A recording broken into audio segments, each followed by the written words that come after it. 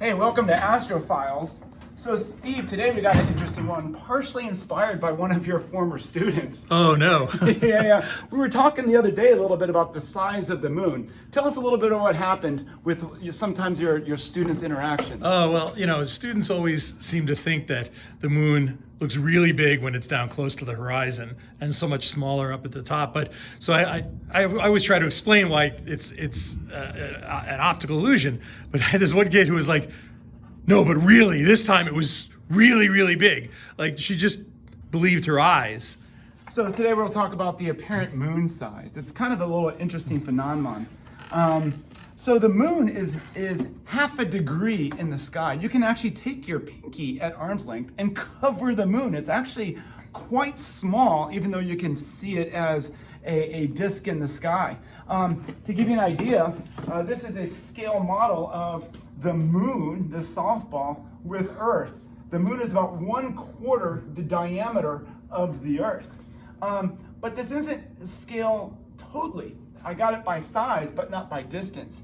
When I talk about this with my students, they're surprised to know that the moon is not this far from the Earth or this far from the Earth to scale.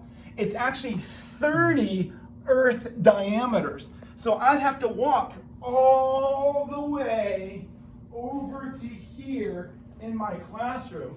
And now you, Steve, are standing at the same distance as the Earth. And this is the moon to scale, not only to size with the Earth, but also distance. And that leads to half a degree size in the sky. So it's kind of interesting to know that when students come and tell us, as your student did, that they're driving to school in the morning, they saw the moon and it looks so big and it's near the horizon. The interesting thing is, if they just waited 6 hours from rising or 6 hours before setting, the moon would actually be larger. Check this out. Let's say this is the Earth, and here's its North Pole, and it's rotating in this direction, and over here is the moon. Now this is not to scale because the moon would need to be 30 Earth diameters away, but the geometry will still work out to show this effect. Steve, where would you need to be standing on the Earth so that the moon was directly above you?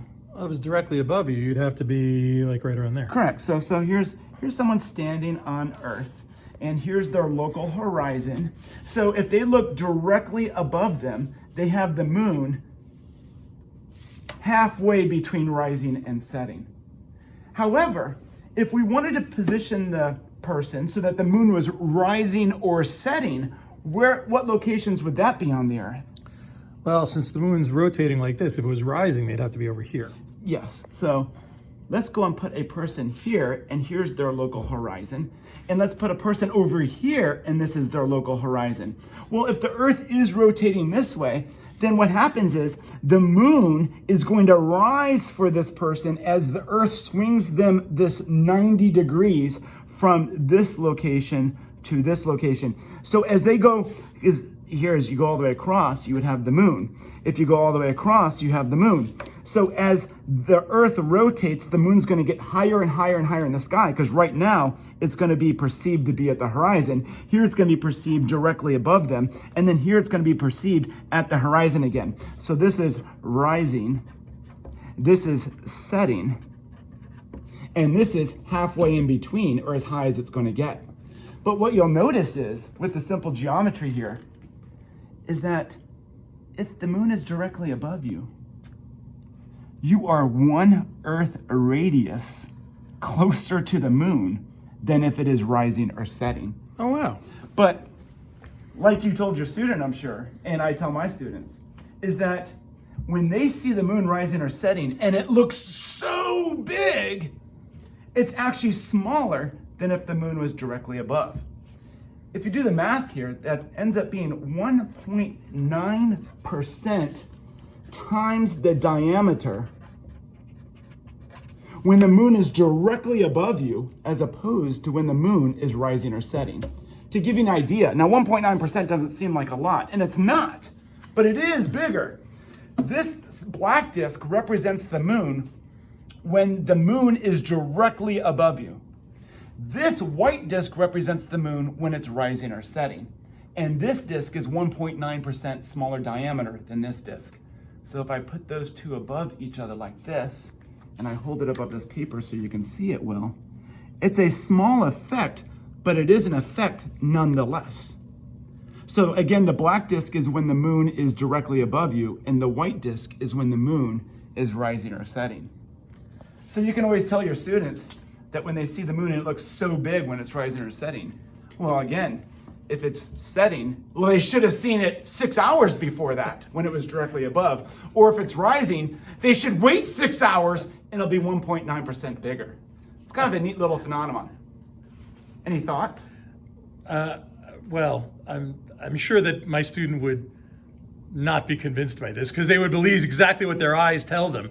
So they think, no matter what we say, they think it's bigger at the horizon. And it's a matter of perception. One of the general thoughts of ideas why people think the moon looks so big near the horizon as opposed when it's directly above is that if you were to walk outside at a random time, random date, there's like a 50% chance that the moon's gonna be above the horizon. But then most of the sky above you is away from the horizon. So most people's memories of viewing the moon is against the vastness of space. So they have this perception of how big the moon is. Now, let's say they walk outside and at that point in time, they see the moon now nestled next to trees or homes as it's just risen or about to set. Suddenly, they have these objects in the vicinity that take away the vastness of space, and it gives the human mind a notion that, boy, the moon is so big compared to all those past impressions that have been placed in their mind of the moon against the vastness of space. So the moon looks so big, as our students would say. It's kind of a neat thing and a neat way to I don't know, think about the moon and these perceptions along with the mass that show that it's actually larger when it's directly above as compared to the horizon. That's really neat. In a future video, we'll talk about other aspects of the moon's orbit, such as its eccentricity, the shape, and effects such as supermoons and tides and stuff like that. But right now, it's just the apparent size of the moon. So I think we can call this one done. As the universe is expanding, keep in mind, so does your mind.